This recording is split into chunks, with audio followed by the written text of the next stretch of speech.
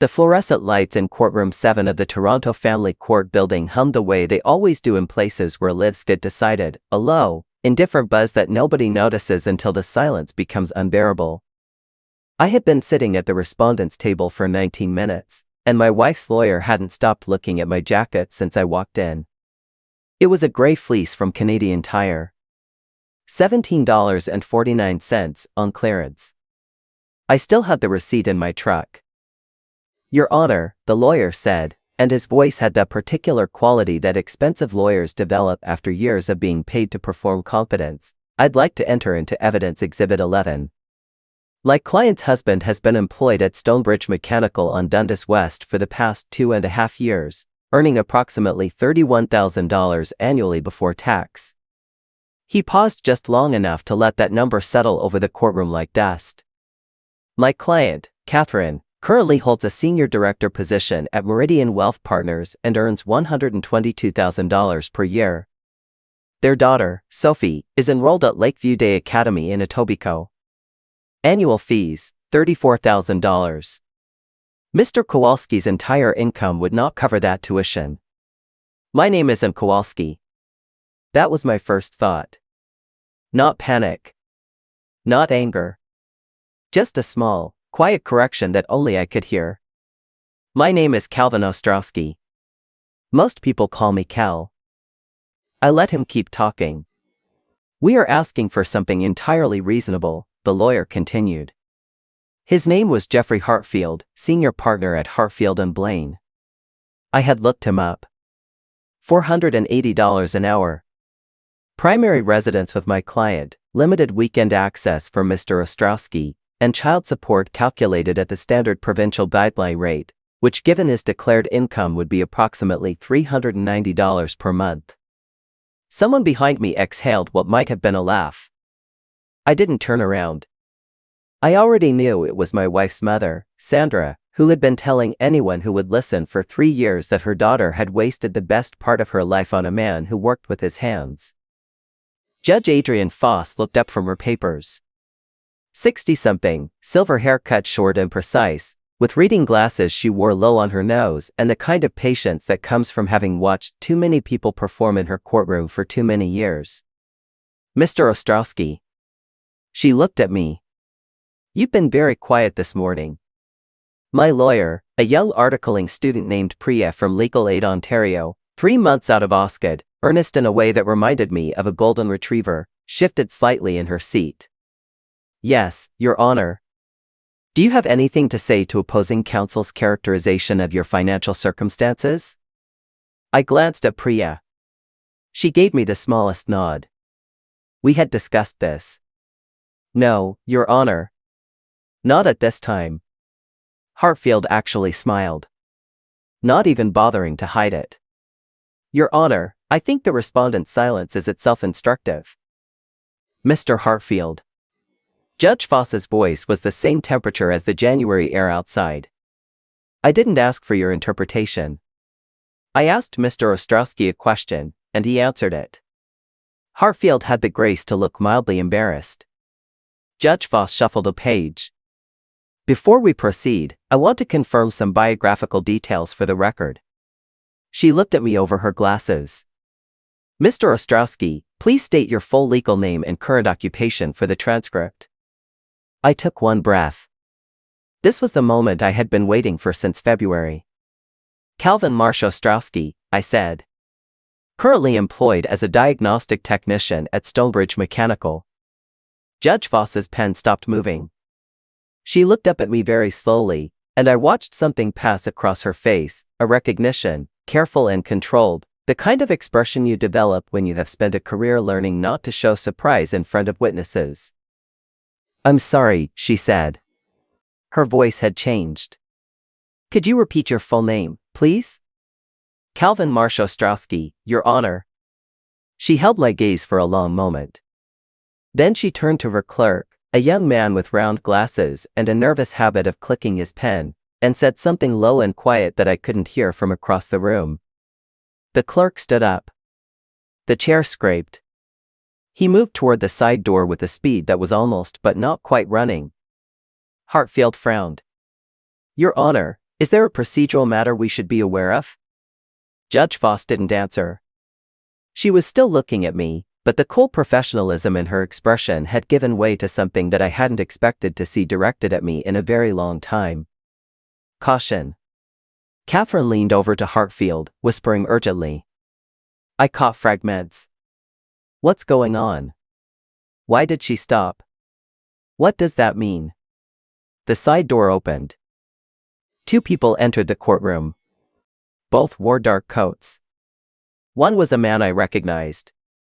The other was a woman I had spoken to on the phone 11 times over the past 14 months. They both carried themselves with the practiced efficiency of people who do difficult things every day and have stopped being surprised by any of it. Special investigators from the Financial Transactions and Reports Analysis Center of Canada, better known as FINTRAC. They walked directly to the applicant's table. Catherine Ostrowski? The woman spoke. My wife, my soon-to-be ex-wife, looked up from her notes with the expression of someone who has not yet understood that the script has changed. Yes? I'm in the middle of a hearing. The man beside her set a document on the table. Mrs. Ostrowski, we have a warrant for your arrest on charges of participation in money laundering, fraud over $5,000, and obstruction of a federal financial investigation. You are required to come with us. The courtroom cracked open. Catherine's sound was not a word. It was a noise, raw and disbelieving, that hit the wood-paneled walls and came back changed. This is insane. This is, Jeffrey, do something, you have to do something. Hartfield was already on his feet, his voice climbing several registers above its usual polished register. Your Honor, this is completely irregular. Whatever federal matter this concerns, it cannot supersede an active family court proceeding. It supersedes most things, Counselor. The woman from FINTRAC had a flat, patient voice. The warrant was issued this morning. Your client is entitled to retain counsel for the criminal matter. That is a separate conversation from this one.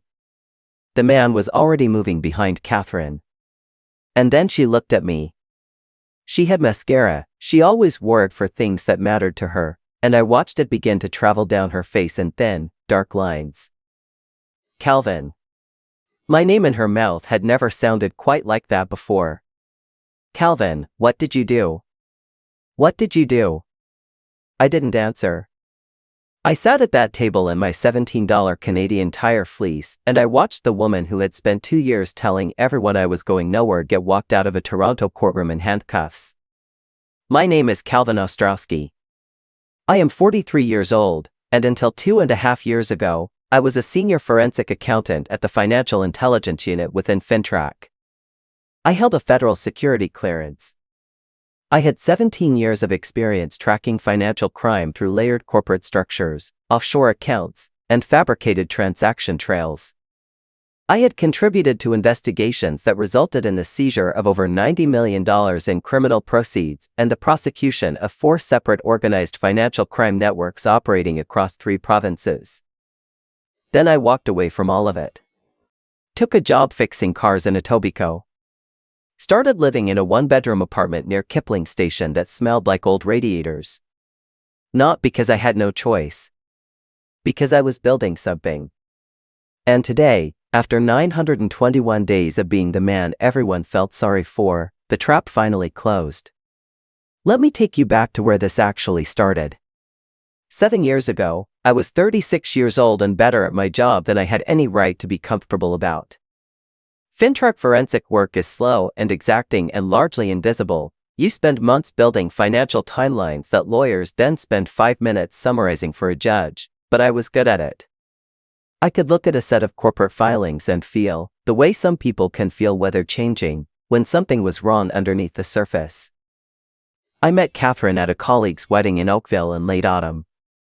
She was in private wealth management, working for a boutique firm called Meridian, and she was the kind of person who made every room feel slightly smaller just by occupying it with that much certainty. We talked for 3 hours at the reception. She made me feel, for the first time in years, like being careful and methodical was something to be admired rather than tolerated. We were married 14 months later. Sophie arrived 2 years after that. I held my daughter on the first day of her life and understood, for the first time, what people mean when they say something changes everything. For 4 years, I believed we were building the same thing. I was wrong about that. The first sign should have been when Meridian's managing partner, a man named Douglas Perrin, became the central figure in our dinner conversations. He had recruited Catherine to a new division. The compensation was nearly double her previous package. She came home excited in a way I hadn't seen in a while, and I was genuinely glad for her. I didn't question the late evenings. My own hours at Fintrack were irregular. Financial crime doesn't organize itself around business hours. I didn't think too hard about the changes in our house, either, the furniture that arrived without discussion, the renovation to the kitchen, the weekend trips where Sophie stayed with my mother-in-law and I was told it was a work retreat. What I noticed was the silence. We stopped talking about our days. We stopped eating dinner at the same time. We became two people managing a shared logistical arrangement involving a child, rather than a family. Sophie became the language we still spoke fluently. Outside of her, we had very little left. "You're reading things into nothing," Catherine said, the one time I raised it. "I'm managing a very demanding book of business right now. If you need more from me socially, I can't give you that at the moment." The fights that followed were quiet and surgical. I was too sensitive. I was projecting. I was making her feel surveilled in her own home. In March, 3 years ago now, I left a Fintrack briefing early because the meeting wrapped ahead of schedule and my next obligation wasn't until evening. I drove home. Catherine's car was in the driveway next to a black Audi I didn't recognize. I found her in our living room with Douglas Perrin. I had been doing this work long enough to know what I was looking at. Not just the obvious. I mean the other thing, the way Perrin looked at me when I came through the door. There was embarrassment there, and discomfort, but underneath it was something that I had seen on financial crime subjects during interviews. The quiet certainty of a man who has never genuinely faced consequences. "Vince," Catherine started. "My name is Calvin," I said. "Leave." He left. Catherine followed him to the front door. When she came back, she had composed herself into something that looked like the version of her I had married, except colder. "I want to end the marriage," she said. "All right." She had been expecting something different. "That's all? What would you like me to say?" "I'm going to ask for the house and primary custody of Sophie. Douglas has access to very good family lawyers." I looked at her. "I'm sure he does." I wasn't thinking about the house. I wasn't thinking about the lawyers. I was thinking about Douglas Perrin's face, and the way it had looked at me, and the specific quality of competence it contained. That night, after Catherine took Sophie to her mother's, I sat in my home office and started doing what I do. It took me 48 hours to find the first anomaly in Meridian's public filings. It took me 3 weeks to understand what I was actually looking at. Douglas Perrin was not running a wealth management firm. He was running a placement operation. Meridian's legitimate client base was real but thin, a respectable face on a structure that was moving money for clients whose funds could not be traced in conventional ways. Real estate transactions in Mississauga and Vaughan. Construction contracts awarded to numbered companies with no employees. Investment accounts held in the names of trusts registered in jurisdictions that asked very few questions. The real estate layer alone had moved, as best I could calculate with the access I had at home, somewhere between $60 and $80 million in the previous 2 years. And Catherine was a director on 4 of the entities involved. She had signing authority. She had approved the transactions. Whether she had understood what she was doing when she started, I couldn't tell. But the trail was clear. I should have reported it immediately. Protocol was unambiguous. But Perrin had connections I recognized. His firm's client list overlapped with names I had seen in files at Fintrack, names that had the kind of reach that could redirect investigations, lose paperwork, reassign inconvenient analysts to unrelated portfolios. I had watched it happen. Good cases, solid evidence, witnesses in place, and then a phone call was made to the right person, and 6 months later the file was marked low priority. If I went through normal channels and the wrong person learned about it before the case was airtight, the evidence would disappear. Worse, my daughter was living under the same roof as parents' operation, in a house being renovated with money that didn't belong to anyone who could say where it came from. I could not afford to be visible. I called the one person I trusted completely. Marianne Duval had been my supervisor at Fintrack for 11 years before she moved to a senior advisory role. She was 61 years old, had the organizational memory of a filing cabinet and the ethics of someone who had simply never found dishonesty convenient. We met at a coffee shop on Yonge Street, the kind that's been there so long it's invisible to everyone except regulars. "You're certain," she said, after I had walked her through everything. "I can trace 47 million with residential access to public records alone. With system access, the actual number is significantly larger." "And Catherine?" I looked at my coffee. "She's a signing officer on the transactions." I can't determine when she understood what she was part of. Maybe she thought it was aggressive but legitimate. Maybe she knew from the start. Marianne was quiet for a long time. "Cal," she said finally, "you can't run this yourself. The conflict of interest alone, I know. If anyone at Fintrack learns that you've been building an investigation into your ex-wife's employer using your federal training, your clearance is gone. Your career is gone. I know all of that." She looked at me. "So what are you asking me to do?" "I need to step away from the unit quietly. Personal reasons, stress of separation, nothing that raises flags. I need to look like someone who fell apart." "You want to disappear?" "I want to be invisible. If I'm still a Fintrack analyst, parents people will watch me. But if I'm just another middle-aged man whose marriage ended badly and who went to work at a garage, I stopped. Nobody watches the people they've already written off." Marianne set down her cup. "You're talking about years of this, Cal, years of living that, while he's living in your house with your daughter. Temporary custody loss. When the case closes, I get her back in a way nobody can reverse. You're gambling everything." "I'm gambling everything on evidence," I said. "That's what we do." She was quiet for a long time. "I'll make the arrangements," she said. Quietly. "But I need you to check in with me." "Not officially. Just, I need to know you're still all right." "I will be." "And if you're not?" I looked out the window at Yonge Street. February, gray and cold, people moving past the window with their heads down against the wind. "Then I'll call you," I said. 6 weeks later, I submitted my resignation from Fintrack, citing personal circumstances relating to my separation. I thanked my supervisor. I cleared my desk. A month after that, I was pulling brake jobs at Stonebridge Mechanical on Dundas West, making $22 an hour, living in a one-bedroom apartment 2 blocks from the subway. The real work had begun. The thing about mechanics is that nobody looks at you twice. You come in, you do the job, you go home.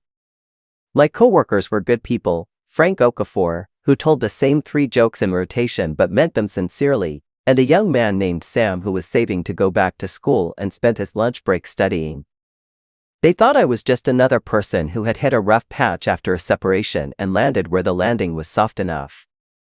They would bring me sandwiches from the place down the block. They told me it gets better. I appreciated that more than I could explain to them. Evenings, I was someone else entirely.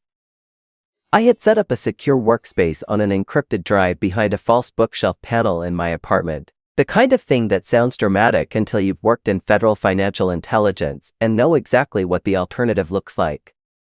Disposable phones. A VPN layered twice. A physical paper trail and a fireproof box under the bed. Marianne fed me what she could through channels that required nothing official. Mostly I worked alone, following the money the way I had been trained to follow it, patiently, methodically, one transaction at a time. Parents' operation was larger than I had initially understood. Meridian was the surface. Beneath it was a nested structure of numbered corporations, most registered in Ontario but several in Alberta and British Columbia, that moved funds for clients who needed their money to arrive somewhere clean. The sources included proceeds from commercial fraud in Quebec, beneficial ownership arrangements tied to foreign nationals with restricted market access, and at least 2 real estate investment syndicates whose investors did not legally exist. By the end of the first year, I had documented 41 transactions, 19 separate legal entities, and just over $62 million in traceable illegal flows. Catherine's role had become clear by then. She was not a peripheral figure. She was actively managing the client-facing layer, reviewing documentation, approving disbursements, corresponding with offshore account managers. She signed things. Whether she had begun in ignorance or calculation, she was not in ignorance anymore. The hardest part of those 2 years was not the investigation. It was Thursdays. The custody arrangement gave me Thursdays after school and alternate weekends. Catherine's lawyers had argued for supervised only on the grounds that my living situation was unsuitable, but the initial order left me 2 real days per week. Sophie was 8 when this started. Then 9. Then 10. She would come to my apartment and look around with the candid assessment of a child who has been told what to make of a place. "It's small, Dad. Your couch is kind of saggy. How come you don't have a dishwasher?" I would say things like, "We don't need a dishwasher. We have 2 perfectly good hands." She would say, "Mom has a dishwasher." And I would say, "Your mom has very clean dishes." One evening, around the end of her second year in the apartment, she was sitting on the floor doing homework while I made pasta, and she said, without looking up, "Douglas says you left your job because you couldn't handle it. He says some people just aren't built for pressure." I let the water come to a boil before I answered. "People say a lot of things, sweetheart. Is it true? What do you think?" She considered this seriously. Sophie has always taken questions seriously. "I think," she said slowly, "that you seem fine. Like, you don't seem like someone who can't handle things." "I'm glad you think so. But why did you leave, then? For real?" I looked at the water, which was finally boiling. "Because some things matter more than the job," I said. "And sometimes you have to do hard things quietly so the right thing can happen at the right time." She looked up at me then. "That's very mysterious, Dad." "I know. Are you going to explain it to me eventually?" "Yes," I said. "I promise I will." By autumn of the previous year, I had what I needed. 63 documented entities. Just over $114 million in traceable transactions. Wire correspondence. Beneficial ownership chains. 3 cooperating sources, people inside the network who had come to understand that cooperation now was significantly preferable to the alternative later. But I had a timing problem. Catherine had filed a motion in family court to modify the existing arrangement, seeking primary custody with my access reduced to supervised only, once per month.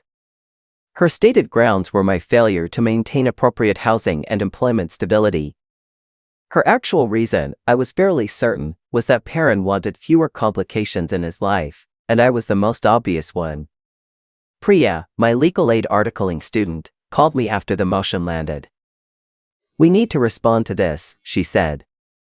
"If we don't file a reply within 30 days, she gets the variation by default. Don't file anything yet." A long pause. "Mr. Ostrowski, if we let this go to a hearing without responding, I want the hearing." Another pause. Longer. "I need you to trust me," I said.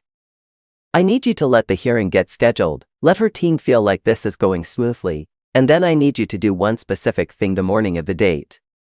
"What thing?" "I'll tell you closer to the time." "Can you do that?" Priya was silent for a moment. "I'm going to need you to tell me you're not doing anything illegal," she said. "I'm not doing anything illegal. Because if you are, I can't, Priya." "I'm not. I promise." Another silence. "Okay," she said finally. But I want the full story afterward. You'll have it. The hearing was set for the second Tuesday in February. I had 4 months. I called Marianne. It's time, I said. She already knew. She had been waiting. We met at the same coffee shop on Yonge Street. I passed her a drive across the table. She turned it over in her hands, a habit I recognized, something she did when the weight of a thing needed to be acknowledged. Once this goes in, she said, it moves fast. The RCMP Financial Crimes Unit has been briefed. FinTrack will issue the disclosure simultaneously. Perrin will be arrested at his office. Catherine will be served.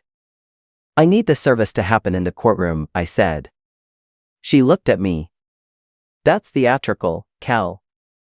It's also the only way it can't be contested, suppressed, or disappeared into a procedural delay. She served in front of a federal judge with a transcript running. There is no administrative hole to fall into. Marianne sat back. You always were meticulous, she said. It was not entirely a compliment. It's what the job requires. She nodded slowly. I'll make the arrangements. You said Tuesday? 10 in the morning.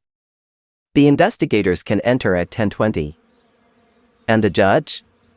I had spent 2 months researching every judge in the Toronto family court system. Most of them were fine, competent, fair, products of a legal culture that, like most, had complex relationships with money and influence. Judge Adrienne Foss was different.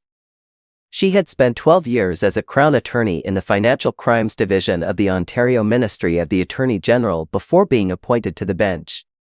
She had prosecuted 3 separate cases involving proceeds of crime in real estate. She still maintained informal relationships with contacts in federal law enforcement. And she would recognize what my name meant the moment I said it. The Calvin Ostrowski investigation, the one I had quietly built, was not, technically, mine to have built. But it had been built, and the result was one of the largest documented fraud seizures in Ontario in a decade. She would know. Judge Foss, I told Marianne. Marianne nodded once. Everything was in place. I drove to court on a Tuesday morning in February, in the dark, because I woke up at 4:30 and there was no point pretending otherwise. I showered, made coffee, and put on the gray Canadian Tire fleece because it was cold and it was what I owned. I looked at myself in the bathroom mirror for a moment. For 921 days, I had been the man people decided they already understood. The ex-husband who couldn't keep up. The mechanic. The one who lost. Today was the last day of that particular performance. My phone buzzed. A message from Marianne, assets confirmed. All units in position. Good luck today. I drove to the courthouse on University Avenue and parked in the public lot. The chaos inside courtroom 7 lasted approximately 9 minutes. Catherine screamed, and I want to be honest about this, because I think honesty matters even when it's uncomfortable. It was not the sound of a guilty person caught. It was the sound of someone who had convinced herself, over years of incremental decisions, that she was not the person the paperwork said she was. There was genuine shock in it. She screamed at the investigators. She screamed at Hartfield, who tried valiantly and expensively and unsuccessfully to object his way out of a federal warrant. She looked at me across the courtroom as they guided her toward the door, and the expression on her face was something I will carry for a long time. Cal, she said. Not in anger. In a register I hadn't heard from her in years. Cal, why? I didn't have an answer that would have helped in that moment. So I said nothing. When the room settled, Judge Foss removed her glasses. Mr. Ostrowski. She studied me. I want to say something for the record. Of course, Your Honor. In 14 years on this bench, I have seen a great many things presented to me as evidence of a parent's suitability. Salary. Postal code. The brand of the vehicle in the parking lot. She set her glasses on the desk. I have never, before today, had an applicant's legal team spend 40 minutes arguing that a respondent was financially inadequate, only to watch two FinTrack investigators walk in and arrest the applicant on charges related to a $100 million fraud network. Hartfield, at the plaintiff's table, appeared to have stopped breathing normally. Your Honor, I had no knowledge of my clients. I imagine not, Mr. Hartfield. And I imagine that is not the most significant thing you'll be asked about this week. She looked at me. Given the circumstances, I am suspending the existing custody arrangement effective immediately and granting temporary emergency custody to the respondent, pending a full review. The minor child will be discharged into her father's care today. I closed my eyes. 921 days. Mr. Ostrowski. I opened them. You may collect your daughter. Sophie School, Lakeview Day Academy, on a quiet street in Etobicoke with a sign at the entrance that was more prominent than the school actually warranted, was 20 minutes away by the gardener. I drove carefully. The adrenaline was leaving, replaced by something quieter and more difficult to name. Not triumph. Not relief, exactly. It felt the way the end of a very long winter feels, not warm yet, just less cold. The administrative office made 3 phone calls before they would release her to me. I had the court order in my jacket pocket, folded in thirds. I waited on a bench near the entrance, under a framed photograph of the school's founder, a man with an expression of great civic satisfaction. Sophie appeared in the doorway in her school uniform. She was 10 and a half and had her mother's eyes and my tendency to look at a problem from several angles before deciding what she thought about it. Dad. She looked around, confused. Why am I being called out of class? What's happening? I stood up. Hey, sweetheart. Where's Mom? She's supposed to pick me up today. I walked over and crouched down so we were at the same level. It had been a long time since I'd had to do that. She was getting tall. Sophie, I need to tell you something, and I need you to let me finish before you react. Okay? Her face changed. Children know, before they know, when something real is being said to them. Is she hurt? She's not hurt. She's not in danger. But she's in serious trouble, Sophie. Legal trouble. She did some things that were wrong, financial things, things that hurt people, and now she has to answer for them. What kind of things? She helped move money for people who weren't allowed to have it. She signed documents that helped a criminal operation keep running. Whether she understood the full scope of it at the start, I honestly don't know. But she was part of it. Sophie was quiet for a long moment. You found out, she said. It wasn't quite a question. Yes. Is that why you left your real job? Is that why you've been working at the garage? I had wondered, sometimes, how much she had assembled from the pieces. Yes, I said. I found out about the operation. I couldn't report it through normal channels because people with power could have made it go away.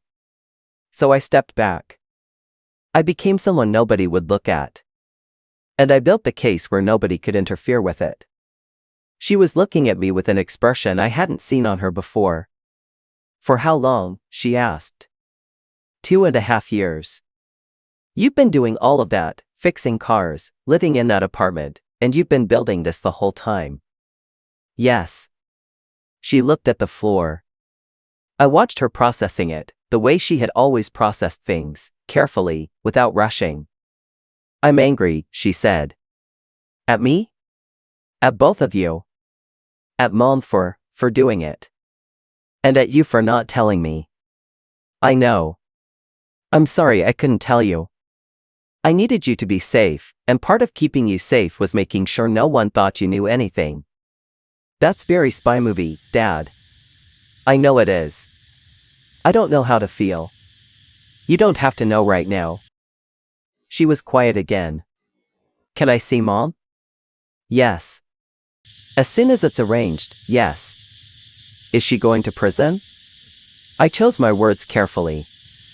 There will be a legal process. She'll have lawyers. What happens will depend on a lot of things, including what she does in that process. But Sophie, yes, it's possible she'll serve time. Sophie's face crumpled the way it had when she was very small, which is the worst thing to witness in someone who is trying hard to be old enough for what she's being told. I pulled her in. She resisted for a moment, the residual impulse of a 10-year-old who is determined to be mature, and then she didn't. "I know," I said. "I know." We stayed like that for a minute, under the founder's photograph, while the administrative office pretended to be busy. Then Sophie pulled back and looked at me. "Your apartment's too small," she said. Her voice was steady now. "Careful. My daughter." "It is. We'd need something bigger." "We would. And closer to a good school." "We'll look." "And can we get a dog?" I almost laughed. "Almost. Let's see how the next few weeks go." "That's not a no." "It's not a no." She took my hand, something she didn't always do anymore, now that she was 10, and we walked out of Lakeview Day Academy together, past the courtyard with its carefully maintained garden beds and the parking lot full of vehicles that cost more than I had made in my 2 years at Stonebridge. My truck was parked near the entrance. A 2009 Ford F-150 with rust on the rear wheel wells and a heater that worked on its own schedule. Sophie looked at it. Looked at me. "We're definitely getting a new car," she said. "Eventually." "You keep saying that." "Because it keeps being true." She climbed in. I walked around to the driver's side. Before I started the engine, I sat for a moment and looked out at the school sign. I thought about Douglas Perrin, who was at that moment being arrested in his downtown office by the RCMP Financial Crimes Unit. I thought about Catherine, sitting in a federal holding facility somewhere on King Street, being processed by people who were professional and not unkind and completely unmoved by whatever she told them. I thought about Hartfield, who had spent the morning explaining to a judge why a mechanic was unfit to parent, and who was now, I imagined, having a very different conversation with his own partners. And I thought about 921 mornings of being the man nobody looked at twice. I started the truck. "Can we stop somewhere?" Sophie asked. "Where?" "I haven't eaten since 7. It's 11:15. "I know." I pulled out of the parking lot. "There's a Tim Hortons on Bloor," I said. "Can we get Timbits?" "We can get Timbits." She settled into her seat. After a moment, she said, "Dad." "Yeah. That was actually really brave. What you did. Even if it was also kind of crazy." I drove for a moment before answering. "It was the only thing I knew how to do," I said. "I'm a forensic accountant. I follow money. I build cases. When someone you love is in danger, you use what you have." She considered this. "I'm glad you're good at your job," she said. "So am I, sweetheart." The investigation wrapped over the following 14 months. Perrin's case went first.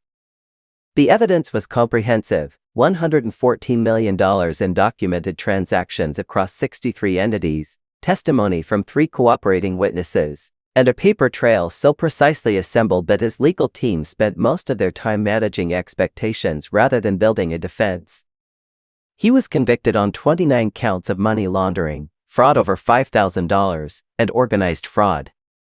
The judge sentenced him to 18 years in a federal penitentiary. I was not in the gallery for the verdict. I was at Sophie's soccer game in North York. Marianne texted me the outcome at halftime. I put my phone in my pocket and watched my daughter take a corner kick. Catherine's process was harder. The Crown offered her a plea arrangement, reduced charges in exchange for full cooperation and testimony. She declined, initially. She still believed, I think, in the possibility of an exit that wouldn't cost her everything. It didn't exist. When she finally took the plea, the terms were less favorable than they had been. She was convicted of fraud over $5,000 and participation in the activities of a criminal organization. The sentence was 4 years, with the possibility of release at the 2/3 mark. Sophie cried when I told her. Not dramatically. Quietly, in the way she cried when things were real rather than immediate, a slow, Private grief that she would not perform for anyone, not even me. Can I visit her? Of course. Whenever the schedule allows.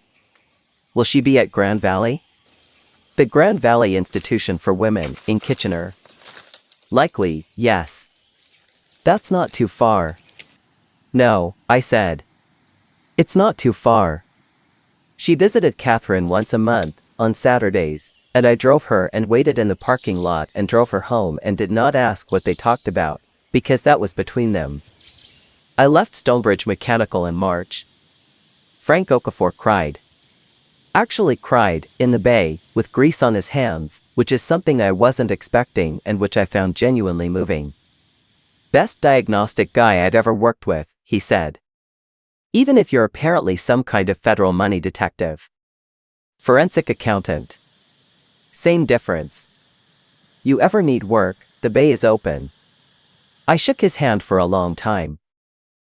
Fintrack offered me a senior advisory position, leading a specialized unit focused on professional money laundering networks in major urban markets. Better title, better pay, meaningful work. I turned it down. 2.5 years of the kind of presence I had given to the parent case, the isolation, the patience, the daily performance of someone I wasn't, had changed something in how I understood my own capacity for that kind of sustained invisibility. I had done it because it was necessary. I did not want to build a career around doing it indefinitely. I used the back pay that Marianne had arranged through a discretionary fund. She had quietly ensured my federal salary continued as a classified operational expense during the investigation, to put a down payment on a house in Leslieville. 3 bedrooms. A backyard with a silver maple that would be spectacular in October. A garage where I installed a decent set of tools and kept the truck in better condition than it deserved. Sophie transferred to a public school 4 blocks away. She complained about it with a thoroughness that I found reassuring. It meant she was engaged, and then, within a month, had found 3 friends, joined the school newspaper, and started coming home with opinions about municipal politics that she expected me to take seriously. I did take them seriously. She was not wrong about most of them. I started consulting. Private practice, working with law firms and institutional investors on financial due diligence, and occasionally with law enforcement on complex cases that required someone who could explain layered corporate structures to a jury without losing them in the first 5 minutes. The work was well compensated and mostly humane and let me be home for dinner. Marianne came for dinner once that first autumn, and we sat on the back porch while Sophie did homework inside, and she said, "You know what the extraordinary thing is? Not the investigation. Not the conviction. It's that you stayed sane." I had Sophie's Thursdays, I said. You can survive a lot if you have something that's real every week. Did you ever doubt it? That it would work? I thought about this honestly. Month 14, I said. Catherine filed the first custody modification motion. Sophie was 9 and she'd started calling Perrin by his first name. I sat in the apartment at 2 in the morning looking at a spreadsheet that had taken me 6 weeks to build, and I thought, what if I'd just given up 2 years of my daughter's childhood for a case that gets buried anyway? What pulled you through it? The evidence was real. Real things don't disappear. They just wait to be found. She nodded slowly. Harold used to say that, she said. Harold had been her mentor, years before I joined the unit. Some things just need a little help getting found. We sat for a while in the quiet. How is Catherine? She asked eventually. Surviving. I watched a squirrel investigate the silver maple. Sophie says she's taking a course. Business ethics. Marianne was quiet for a moment. What do you think about that? I think it's a better use of her intelligence than what she was doing before. I paused. I don't know what she'll be when she comes out. I don't know if the Catherine I married ever really existed or if she was always capable of what she did. But I believe in the possibility of people being honest with themselves about what they've done.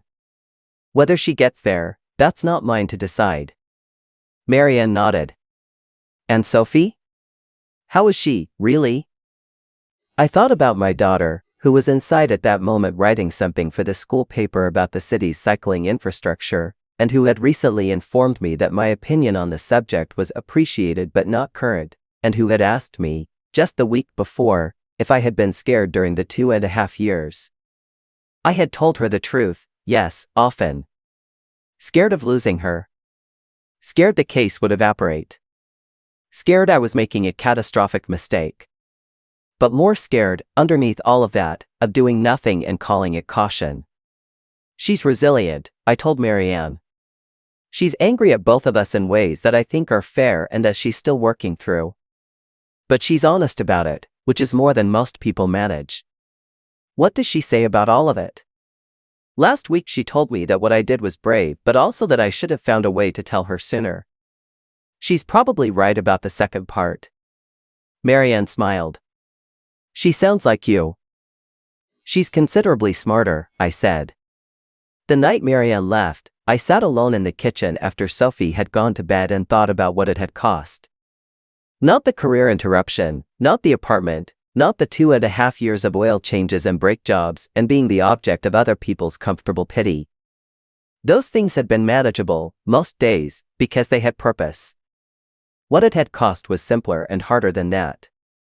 It had cost time. Time with Sophie that I would not get back. 1,000 ordinary evenings of her childhood that happened in someone else's house while I was alone in mine, following a money trail that led somewhere important.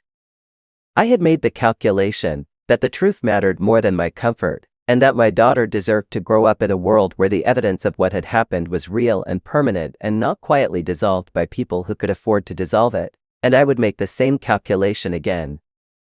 But I wanted to be honest, to myself and to Sophie when she was old enough to ask, that the calculation had a real cost. Choosing the hard right thing over the comfortable wrong thing is not painless. It should not be described as though it is. Sophie asked me once, a few months after everything had settled, if I regretted any of it. I told her what I believed to be true. I regretted the time. I would always regret the time. But I did not regret the choice, because the alternative was knowing and doing nothing, and the kind of person who can know and do nothing is not the kind of person I am able to be. Not for comfort. Not even for the version of normalcy that looks fine from the outside. She thought about this for a while. I think, she said slowly, that I would rather have a dad who did the hard thing than a dad who looked the other way. Even if the hard thing cost you something too? It cost both of us, she said, with a precision that was entirely her own. That's different from it only costing me. I looked at her across the dinner table. When did you get so measured about things? I asked. She shrugged. I had a weird couple of years. You pick things up. I laughed. The real kind, the kind that comes up without permission. She grinned. Can we get a dog now? She asked. We got a dog in April. A 3-year-old beagle from a rescue organization in Scarborough that Sophie named Docket, for reasons she explained to me twice that I have not fully retained. He destroyed 1 shoe, 2 throw pillows, and a phone charger in the first month, and Sophie loved him with a totality that I found very moving. Some things take a long time to rebuild. Some things turn out to be more intact than you feared. The truth of it, in my experience, is that you don't know which is which until you're actually standing in the life on the other side. What I know is this: people will make assumptions about you based on what they can see. Your clothes. Your job. The car in the parking lot. The size of your apartment. They will arrange you in a category before you've finished saying your name, and they will treat you accordingly, and it will often be comfortable for them to maintain that arrangement. Let them. Because the truth is not diminished by being underestimated. It does not require validation from the people who overlooked it. It simply exists, patient and precise, waiting for the moment when it becomes undeniable. What matters is not whether people see your worth. What matters is whether you know it, and whether you are willing to do the work, the quiet, unglamorous, long-duration work, to make it visible when it counts. I wore a $17 fleece to the most important court appearance of my life, and I would wear the same one again. Because what I brought into that courtroom was not in my jacket. It was in the evidence.